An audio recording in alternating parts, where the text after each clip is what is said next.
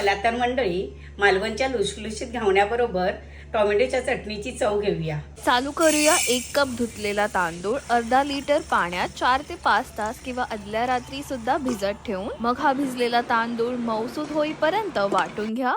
Paste तयार झाल्यावर त्यात अजून अर्धा लिटर पाणी आणि चवीनुसार मीठ घालून बॅटर नीट मिसळा। मग घावणे बनवायचं मेन भांड म्हणजे भिड एकदम तापून ठेवायचं आहे। त्यावर ब्रशनी थोडं तेल लावा आणि एक पळीभर बॅटर त्यावर घाला। ते समान पसरवा, झाकण ठेवून पूर्ण शिजवून घ्या। मग 2 ते 3 मिनिटांनंतर बाहेर काढा। ही प्रोसेस खूपच सॅटिस्फाईंग वाटते मला। मी सासूबाईंना तासन तास घावन काढताना पाहू शकते। आता आपण गरम गरम सर्व करूया ह्या स्पेशल टोमॅटो चटणी सोबत, ज्याची रेसिपी लवकरच येत आहे। तोवर हे जाळीसारखं सुंदर घावणं बघा। हे इतकं मऊ झालंय की तुम्ही कितीही चिरडलं तरी काही होणार नाही। खूपच हलका, स्वादिष्ट, बनवायला अगदी सोपा हा पारंपरिक नाश्ता नक्की ट्राय करून बघा आणि अशाच रेसिपीसाठी फॉलो करा।